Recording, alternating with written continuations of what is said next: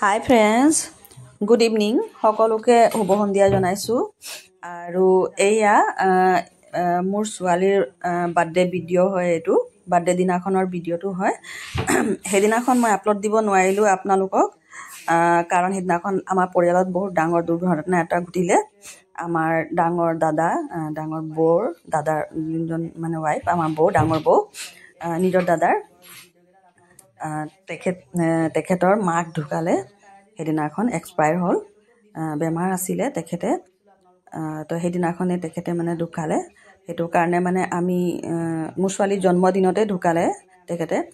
তো সেইটো কাৰণে সেইটো দিনটোত মানে জানে আৰু পৰিয়ালত কোনোবা এটা সদস্য যদি এনেকৈ যদি কিবা এটা মানে হ'লে কেনেকৈ লাগে, পৰিয়ালৰ ওপৰত কেনেকৈ এটা মানে দুখ হয়।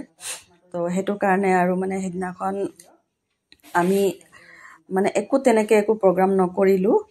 আৰু সেইদিনাখন গোটেই দিনটো ৰাতিলৈকে আমি বৌৰ মা ঘৰতে আছিলোঁ। আৰু মই য'ত বিয়া হৈছোঁ ডিগবৈত, তাৰ পৰাই আমাৰ ডাঙৰ বৌক বিয়া পাতি নিছে। বৌৰ মা ঘৰ মোৰ ইয়াতে, মই য'ত বিয়া হৈ আহিছোঁ ডিগবৈতে, ওচৰতে হয়, 10-15 মিনিটৰ ৰাস্তা হয়। আৰু মোক মানে নিজৰ ছোৱালীৰ নিচিনা মৰম কৰিছিলে বৌৰ মাকে বাপেকে, সিহঁতৰ পৰিয়ালৰ সকলোৱে, দাদা বৌকেইটা যিমান আছে পৰিয়ালৰ সদস্য, যিমানখিনি মানুহে চবেই মোক নিজৰ ছোৱালীৰ নিচিনা মৰম কৰিছিলে।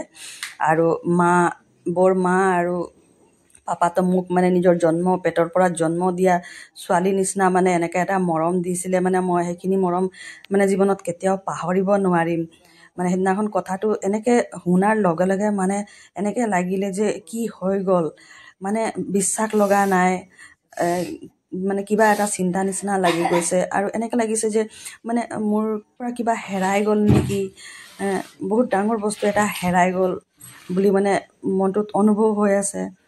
কিবা নিচিনা মানে মনটো লাগি আছিলে, কাৰণ মা বুলি মাতিছিলোঁ, বাবা বুলি মাতিছিলোঁ। নিজৰ মা দেউতাৰ নিচিনা। ইয়াততো বিয়া হৈ অহাৰ পাছত ইয়াততো মোৰ নিজৰ মা দেউতা নাই। মা দেউতাকতো ধৰি লওক আমি ছোৱালী মানুহ, বিয়া হোৱাৰ পিছততো সকলোখিনি চব এৰি থৈয়ে আহোঁ। কিন্তু ইয়াত মই এটা পাইছিলোঁ, আমাৰ ডাঙৰ বৌৰ মা আৰু পাপাক নিজৰ মা দেউতাৰ নিচিনা মই পাইছিলোঁ। নিজৰ মানে মৰমো বহুত পাইছিলোঁ সিহঁতৰ পৰা। সিহঁতৰ ঘৰত গ'লে মানে বৌহঁতৰ ঘৰত গ'লে এনেকৈ লাগিছিলে নিজৰ ঘৰটোতে আহিলোঁ নেকি। তেখেতৰ দাদা বৌহঁতক পাই এনেকৈ লাগিছিলে নিজৰ দাদা বৌহঁতৰ ওচৰত নিজৰ মানে তেজৰ সম্পৰ্ক আছে নিচিনা লাগিছিলে। মানে একেটা পেটৰ পৰা জন্ম পোৱা নিচিনা লাগিছিলে। মানে কি কৰিব বন্ধুসকল, কিন্তু ভগৱানৰ লিখন কোনো মানে বদলাব নোৱাৰে। সেইটোৰ কাৰণে আৰু সেইদিনাখন মানে বহুতেই মানে বেয়া লাগিলে মনটোত। তো সেইদিনা ৰাতি আমি অকল নিয়মটো ছোৱালীৰ কৰি দিলোঁ। বৌহঁতৰ ঘৰৰ পৰা আহি ৰাতি অকল কেকটো কাটি দিলোঁ। কাটি মেলি মানে তাইৰ নিয়মটো কৰি দিলোঁ, কাৰণ বছৰত একবাৰেই আহে। সেইটো কাৰণে অকল কেকটো কাটিহে নিয়ম কৰি দিলোঁ। আৰু ইয়াত মা আছে আৰু আমাৰ খুৰী আছে, আৰু মোৰ হাজবেণ্ড, মোৰ ভণ্টি আছে দুজনী, আৰু এইফালে মোৰ হাজবেণ্ডৰ দুজন লগৰ ঘৰৰ ওচৰে তেখেত আছিলে। তো এইটো নিয়মটো কৰি দিলোঁ অকণমান। আৰু এইটো 5 তাৰিখৰ ভিডিঅ' হয় বন্ধুসকল। আৰু মই সেইদিনাই ভিডিঅ'টো বনোৱা, আজি আপলোড দিছোঁ। আৰু আপোনালোকৰ ওচৰত এইটোৱে প্ৰাৰ্থনা কৰিছোঁ, এইটোৱে অনুৰোধ কৰিছোঁ, আপোনালোকে যাতে মোৰ ছোৱালীক আশীৰ্বাদ কৰিব, মোৰ ছোৱালীৰ উজ্জ্বল ভৱিষ্যতৰ কামনাৰ কাৰণে।